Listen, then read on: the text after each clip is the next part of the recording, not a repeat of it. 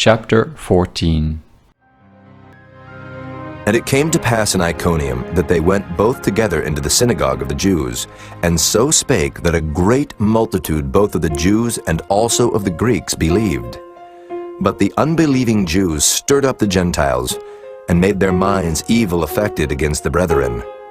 Long time therefore abode they, speaking boldly in the Lord, which gave testimony unto the word of his grace, and granted signs and wonders to be done by their hands. But the multitude of the city was divided, and part held with the Jews, and part with the apostles. And when there was an assault made both of the Gentiles and also of the Jews with their rulers, to use them despitefully, and to stone them, they were ware of it, and fled unto Lystra and Derbe, cities of Iconium, and unto the region that lieth round about, and there they preached the gospel. And there sat a certain man at Lystra, impotent in his feet, being a cripple from his mother's womb, who never had walked. The same heard Paul speak, who, steadfastly beholding him, and perceiving that he had faith to be healed, said with a loud voice, Stand upright on thy feet. And he leaped and walked. And when the people saw what Paul had done, they lifted up their voices, saying in the speech of Iconium, The gods are come down to us in the likeness of men.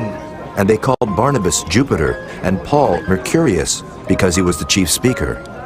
Then the priest of Jupiter, which was before their city, brought oxen and garlands unto the gates, and would have done sacrifice with the people. Which when the apostles Barnabas and Paul heard of, they rent their clothes and ran in among the people, crying out and saying, Sirs, why do ye these things?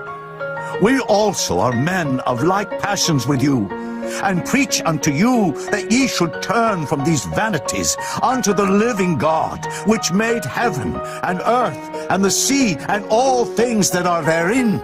Who in times past suffered all nations to walk in their own ways. Nevertheless he left not himself without witness, in that he did good, and gave us rain from heaven, and fruitful seasons, filling our hearts with food and gladness. And with these sayings scarce restrained they the people, that they had not done sacrifice unto them. And there came thither certain Jews from Antioch and Iconium, who persuaded the people, and having stoned Paul, drew him out of the city, supposing he had been dead. Howbeit, as the disciples stood round about him, he rose up, and came into the city, and the next day he departed with Barnabas to Derbe. And when they had preached the gospel to that city, and had taught many, they returned again to Lystra and to Iconium and Antioch, confirming the souls of the disciples, and exhorting them to continue in the faith, and that we must through much tribulation enter into the kingdom of God. And when they had ordained them elders in every church, and had prayed with fasting, they commended them to the Lord, on whom they believed. And after they had passed throughout Pisidia, they came to Pamphylia.